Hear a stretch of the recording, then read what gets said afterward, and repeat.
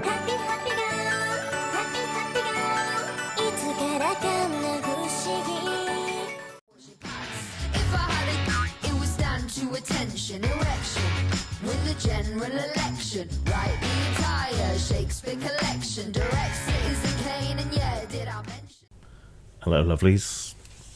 So, housekeeping. Health is still bumping along. Not great, not awful. I've wrapped up pretty much all the work that I took on to help pay for the house issues. So hopefully that'll get sorted out soon,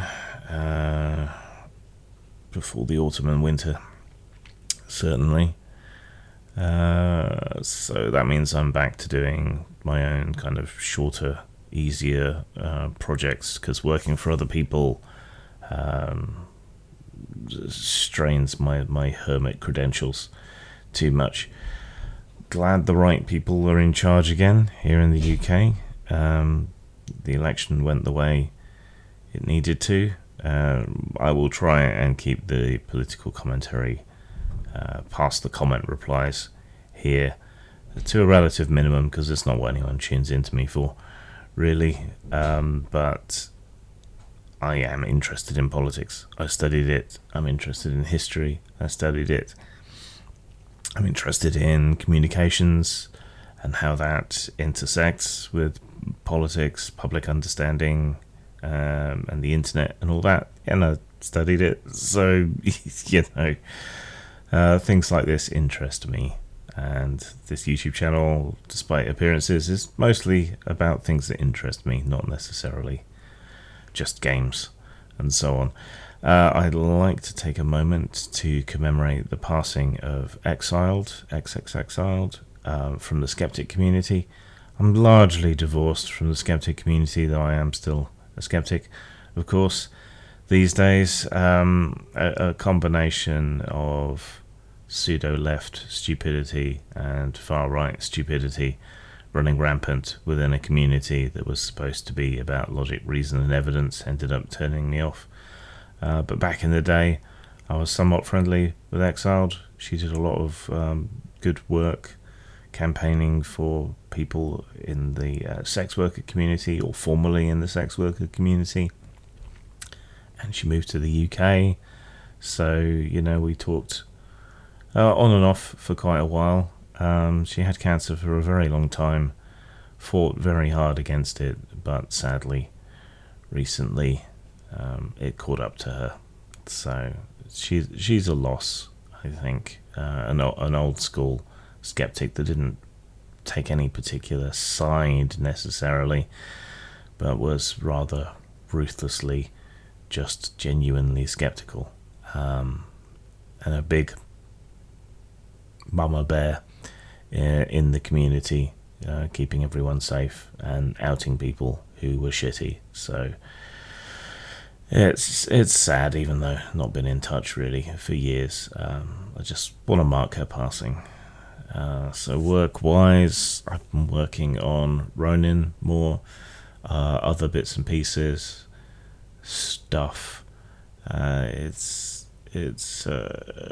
tricky due to not feeling well and stuff going on and having to do certain work in order to pay the bills and so on. So yeah, I don't know. I'm scattered all over the place. Some things will come out eventually. I've given up deciding when. So things will happen in due course. I did recently, however, help the OGGM put together Seth's 2024 summer catalogue. That's a massive sort of universal skill list you can use or import to any game that you wanted, and a whole bunch of somewhat generic gear, roughly OSR, OGL compatible. So the OGGM, he's a sound geezer. I like him a lot. He's friendly, he's sensitive.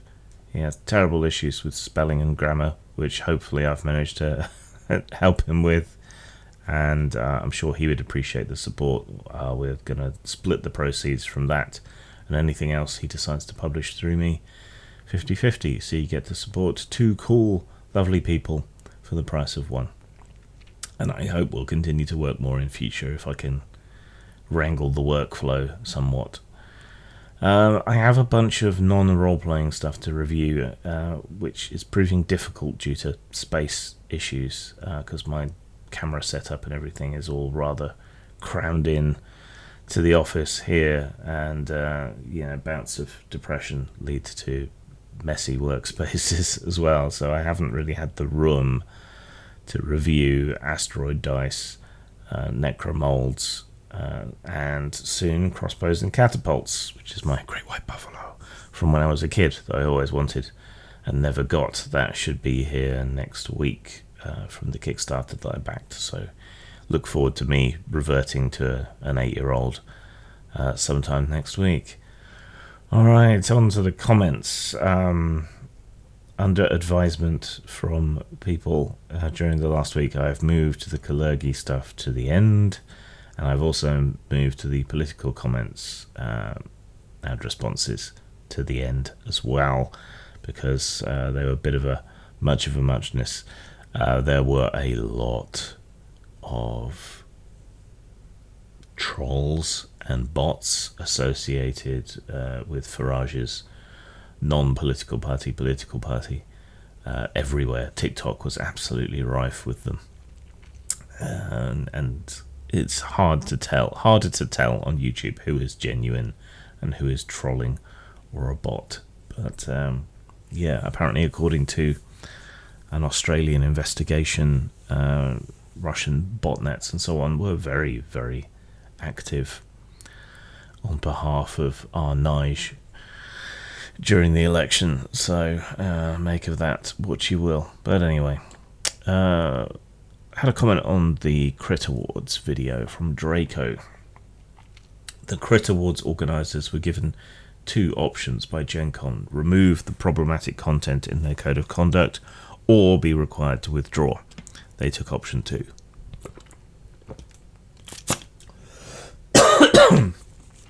Keep in mind, the Crit Awards added the anti-Zionism stance to their code of conduct to exclude a nominee of their TTRPG awards because one of the organisers had a Twitter spat with the podcast that nominee was on. Amazing stuff. I have no reason not to believe you. That sounds exactly like what would be the reason behind it. You know, it fits snugly, like a fist in the eye, as the Finns say. So, I mean, I'd love to see some evidence on that, but it makes sense that it would all be because of a Twitter spat between two people. Oi Gewalt. On the Break review, while the people who made the game seemed fairly happy with my review and my constructive criticism, some people weren't. Joris says, "What a lousy, disparaging and boring energy you have in display here. Is there anything that motivates you about the product? Seems like you hated the thing before you broke open its pages. Shame, because it seems like you know your stuff." I had very few preconceptions. I've been taking a particular interest in Japanese style and Japanese translated RPGs over the last couple of years. So that was the only sort of preconception I had. I backed the product, so, you know, clearly I had some sort of faith or interest in it of one kind or another. That's why I got it early. I don't think I was disparaging. Boring, maybe. My delivery tends to be a little bit detached and intellectual.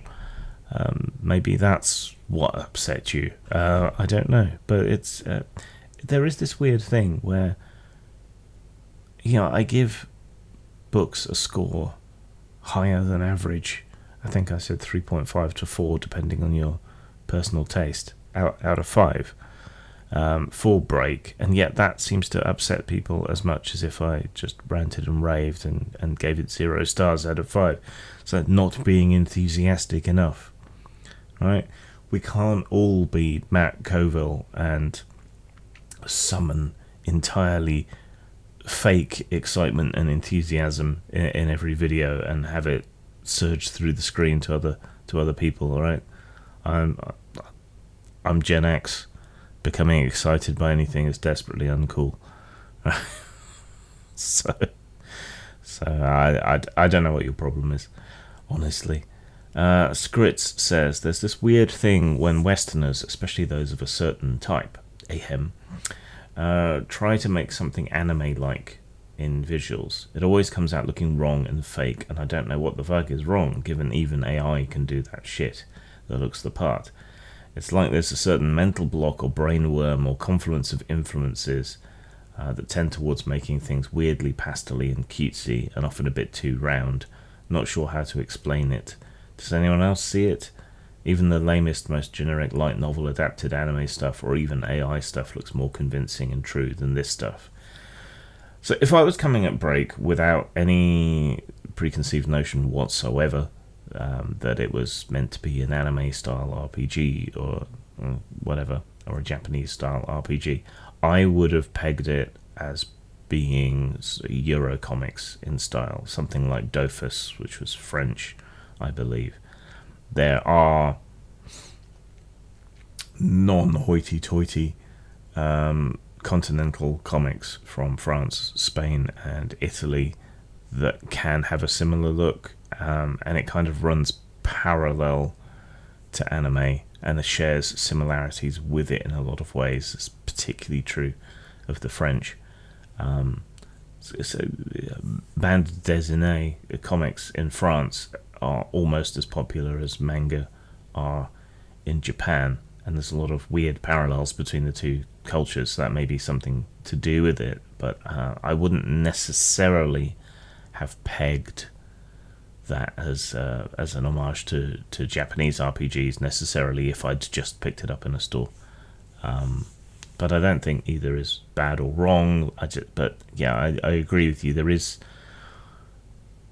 almost always something off about Western attempts to ape an anime or manga style. I'm not quite sure what it is. It's a bit of an uncanny valley situation, but the roundness and the overly Miyazaki / Nintendo influenced sort of style may be something to do with it. On my video about hating Shadowrun, someone else takes umbrage. At least they actually have a reason this time, as in I said mean things about something they like. So Numberi says, wow, what an absolute dumpster fire take. For sure my last video for Jim. Being completely wrong about US politics, I wasn't completely wrong about US politics, was one thing, but now he has issues with Shadowrun lore, which is probably hands down the richest, most creative and gritty Lord of the Rings meets Blade Runner setting. So easy to take a dump on a giant's head when you're standing on his shoulders. Gotta tell YouTube to remove this guy from my feed. No taste. I am just bored with fantasy. And the same fantasy, the Lord of the Rings derivative fantasy, where everything has elves and dwarves and some form of halfling.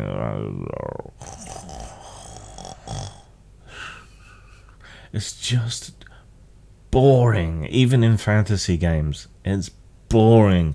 Just even a fresh take on elves or dwarves or whatever, something like the way RuneQuest does them, that's more interesting. But this just stirs together standard issue fantasy elves and dwarves with cyberpunk, which detracts from both. So you're welcome to love it, you're welcome to like it. I am just jaded and bored with elves and dwarves. Jason V says, it's been done. Shadowrun was the first. They only added the fantasy element because Cyberpunk came out first. How many fantasy games are there? I think you misunderstand. They may have been the first to put together peanut butter and jelly, but there were plenty of peanut butters before that. Alright? And then that's the part that bores me. God. Yeah, there weren't a fantastic amount of comments for me to reply to, so we're down to Kalergi and the general election already. There were quite a few about the British politics videos that I put out. So let's do those first, actually, and leave Kalergi to the end. I apologise for the vocal fry. I have a bit of a frode or a trog in my throat. Not that my throat is the trog hole. Ryan, shush. So, on the various election-related videos, Fjordkeeper says, I fucking hate politics. Yeah, I find it fascinating and interesting, but at the same time, I also hate it. See, the problem with politics is that it feeds on your apathy and your disgust and distaste, and the less attention you pay to it, the worse the politics gets. The less you participate, the worse politics gets. The less you make coherent, intelligent, sympathetic arguments in politics, the worse it gets. Even if you don't care about politics, politics cares very much about you, and it will hunt you down, come for you, and do stuff to you. So, however much people might hate it, I think it's very important that we remain engaged with it to some degree or another. Liberal Hyena says, couldn't you find any suitable headgear? Is this any way to welcome a new political era? I've been wearing my cap with the red star on it a little too much recently. And without Jeremy Corbyn at the helm of the party, I didn't feel like wearing my Lenin cap. So, yeah. Bald head, new era, no hat. Night of the Night Lady says, democracy equals mob rule. Reveals the deeper held right-wing belief that the individual is more important than the collective. This is really a stance born out of a position of privilege. That's something, but they need to be nipped in the bud and crushed. After condemning Putin, Grimm goes full Stalin Trotsky. That was rather incoherent. However, democracy is not mob rule. Democracy is not ochlocracy, which is the posh way of saying mob rule. In democracy, it's not that you just have a simple majority that rules. I mean, least of all in this election. Democracy also has checks and balances. Democracy also considers the rule of law. Democracy is beholden to protect its minorities. These are the things that differentiate democracy from ochlocracy. When I say that the Nigel Front needs to be nipped in the bud and crushed, I don't mean riot police and secret police and mass censorship and things like that. I mean they need to be engaged with. The reasons that people are so disaffected and looking for easy solutions like blaming immigrants or gay people or whatever, those things need to be addressed. The material concerns of people need to be addressed so that they are not looking for people to blame, and so the far-right populists can't get a grip on the population. This requires a whole bunch of things to be done. First, you need to address those material concerns, and second, you need to actually engage with these people. Eventually, I will try to do that, but for the time being, I'm going to allow myself to point out the obvious, that anyone who backed reform is either thick racist or a thick racist. Being more forgiving and making the arguments and so on can come later, but what I mean by nipping it in the bud and crushing it is dealing with the issues that cause right-wing populism to succeed, and having the conversations rather than just pointing and shrieking at people. Alright, so quickly, case in point. Battle of Cable Street was a famous anti-fascist event here in the UK that people celebrate, right? This was in the 1930s, I believe. Oswald Mosley, leader of the British Union of Fascists, was holding a march through a predominantly Jewish area, right? And a whole bunch of Jewish people, communists, left-wing activists and so on showed up and there was basically a riot in the streets. And people celebrate this as standing up to fascism, as well they should. However, the problem with it is that created a huge amount of sympathy for the British Union of Fascists, who had been on the decline for some time then, especially since Mosley, stopped and withdrew from the march. So he ended up looking like a mature, sane, sensible individual, and the people that had arrayed up against him ended up looking terrible in the public eye. However, people then came together and started addressing things in the areas in which Mosley had the most influence. They started improving housing, they improved access to welfare and education and so on. And that is what destroyed the British Union of Fascists. Well, that and World War II. Not street violence. And yeah, it's a tried and proven method. So we should stick to that. Mercutio says, I find it difficult to reconcile a sense of victory with the feeling of here comes the new boss, the same as the old boss. Fingers cautiously crossed, but one foot on the rant button.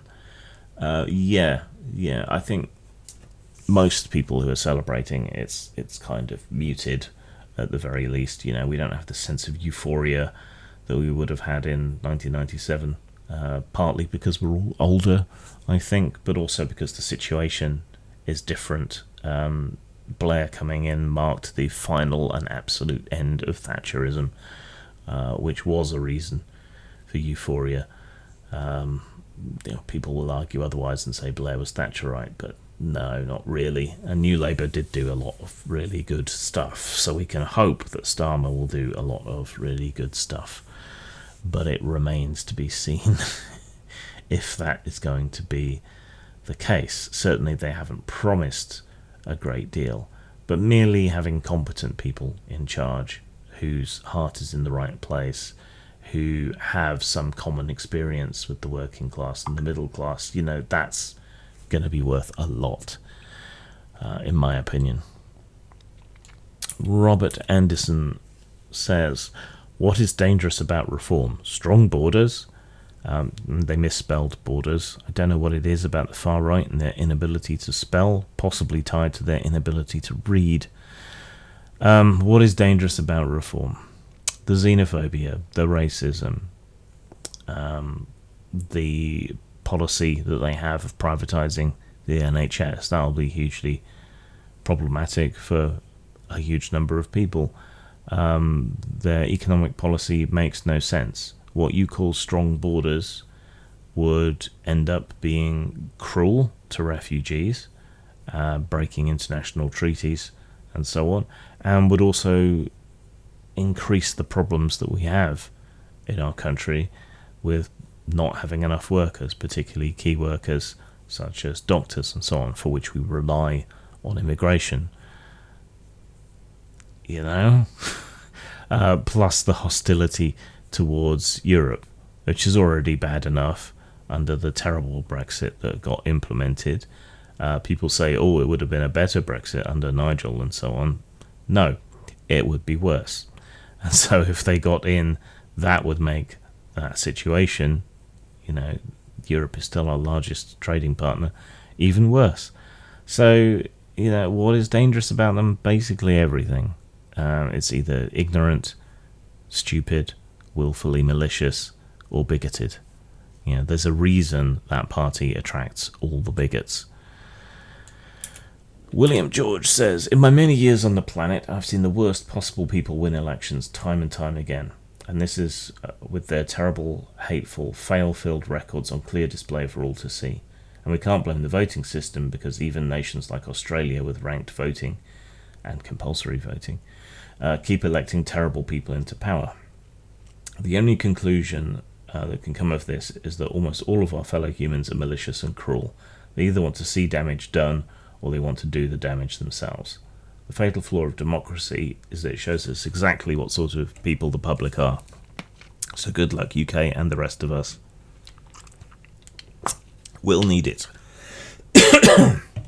There's a quote, misattributed, I think, to Churchill, that says, democracy is the only form of government that gives the people what they deserve. And someone else says good and hard. So that's true.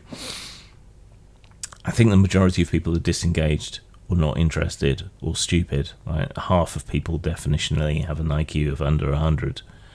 Right? So can they necessarily be trusted to make the best decisions? And more intelligent people, while they tend to be more left-wing, they also tend to be quite highly individualistic in their views and ideologies and so on, which I think is why you see such a fracture on the left wing and so much infighting. Everyone's thought very hard about these issues, recognise the complexity of the issues, and all have their own slightly different interpretation of what's best to be done. And so they kind of scatter to the four winds, clustered around different issues that particularly activate them and different ways of resolving those issues that they've come up with. Also, I think you have to reconcile with the fact that there are forces at work. That sounds conspiratorial, but it's obvious enough. That are constantly trying to persuade people to hate and to fear. And if we removed that influence, would people be as small-minded and venal and bigoted as they are? If you could snap your fingers and the Daily Mail and the Sun and the Daily Express and the Tory Graph all just disappeared and had never existed, wouldn't Britain be a different place? I think it would. I mean, okay, print media is out of date, but you take the point. Yeah, the flaw of democracy is that people suck. But the strength of democracy is that it does represent people, and people can change their mind, and it provides a mechanism for people to change their mind and for government and so on to change. Hypothetically, theoretically, bloodlessly, as it has here this time. I would not want to be in the States for the next couple of years. Because for all our own population is venal and short-sighted and bigoted and often stupid, I'm afraid the American electorate seems to be worse. I have to pay more for gas. Doesn't seem to me to be a good reason to torch democracy and install a king, but apparently that's a minority view. Banjo6 says, my biggest worry for Germany and the UK is immigration by enemies of free thinking and the liberal order in general. Labour pretends these problems don't exist. I want to get my ancient Cradle of Filth Vestal masturbation shirt out of the closet once in a while without being bothered or endangered. We defeated Christianity, we have to fight Islam. It's way more vigorous and evil than the cult of the Nazarene. Yes. Islam is a problem, but so is Christianity, and as she is wrote, right? Fortunately, we have managed to liberalize and defang Christianity, and that's what I think we have to set our sights on with Islam, not wiping it out necessarily, save intellectually, but just defanging it. And while there are extremists and they get all the headlines, most Muslims are bad Muslims who don't follow the rules quite, in the same way that most Christians are bad Christians and don't follow the rules right. And living and growing up in a more liberal society, Western Muslims do tend to be more liberal, save for extremists. But you can look at the Islamic extremists, but you can equally look at Christian extremists like the Plymouth Brethren. Are they really that relevant? They only have the relevancy that we give them with our attention, I think. Now, Islam is an unreformed religion, so yeah, it's somewhat worse. But as I say, most Muslims are bad Muslims. They eat bacon sandwiches, they drink, they fornicate, just like the rest of us. And the evidence is that, by the third or fourth generation, usually, they're pretty liberal. So, yeah, but It's not a reason to cut off immigration, which we need to keep growing the economy and to fill job vacancies. Rich Force says, if it's reform gets the majority, they didn't. King Charles will just refuse to reinstate Parliament after the election and then rule as an absolute monarch for his friends at the World Economic Forum. What absolute bollocks. I mean, that wasn't the case anyway, but if it were the case, God help us, he would just go along with it. He doesn't have the constitutional power to do anything otherwise. And I don't get this fear of the World Economic Forum. It's just a talking shop. Belarus says, you don't have uncontrolled immigration? Mate, you're importing Albanians and North Macedonians as refugees. Have you not heard about the grooming gangs? Have you seen London these days? I don't know where the fetish regarding the other comes from or why you cling to it so hard, but come on, man. You're so great at spotting the bullshit when it comes to other issues, but why are you so blind on the issues of immigration? Because your views are the bullshit in this case. The bullshit that I'm great at spotting in every other instance, apparently, according to you. So if I'm spotting the bullshit everywhere else perfectly, and then spotting the bullshit here, what does that suggest? Edward Kopp says, wait, you said constitutional reform? I thought the UK didn't have a constitution, just precedent. So we have a different form of a constitution. We don't have a singular written document laying everything out nice and easy. We have legal precedent, and we have a whole bunch of different legislation that as a whole constitutes the UK constitution. So it's complicated and messy, but also we don't have the problem that the US has with people treating the constitution like it's gospel, right? It's built to be amended, not taken as the holy word of God on high, as transmitted through his son George Washington. Right? Fortunately, we don't have that problem. Unfortunately, our constitution is an absolute clusterfuck as a result, and sometimes contradictory. So it takes a great deal of effort to decode. But basically, anything that changes the way our politics works or is conducted is a constitutional reform. So changing to a fixed terms parliament was a constitutional change. Changing back was a constitutional change that should never have happened.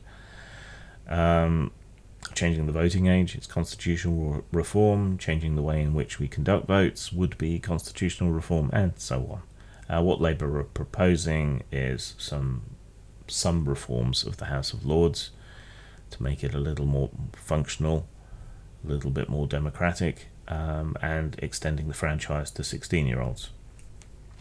There were some objections to that in the comments, but keep in mind, at 16 in the UK, you can join the military and be sent to fight and die, though probably they keep them back a bit, and by the time you finish training, you'll be older than 16, but still the point counts.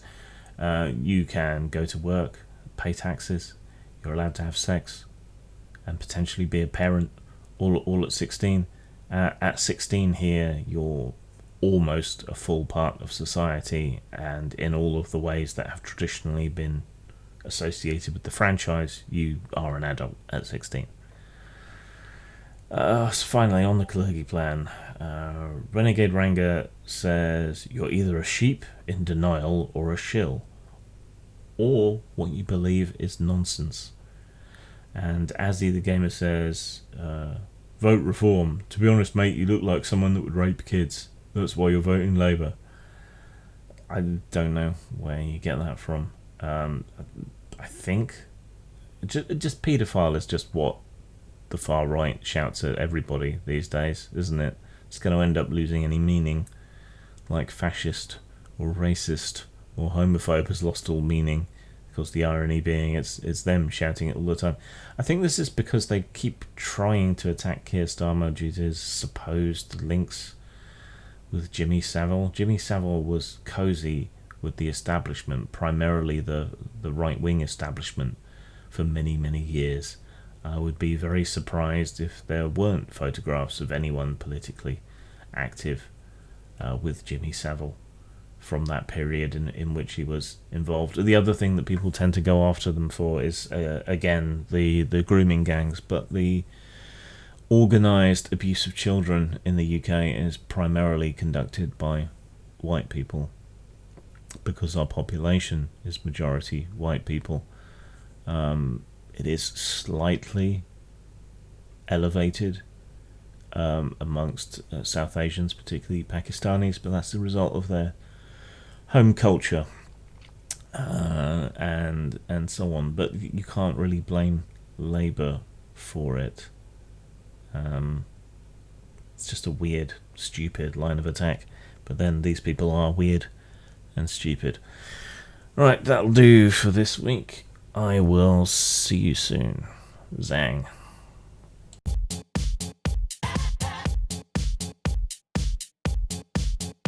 Of course you can call me Daddy, and if you want to follow me on Facebook, you can find me at james.desborough, Post-Muslim Studios, all one word, JD Writer and JGD Games.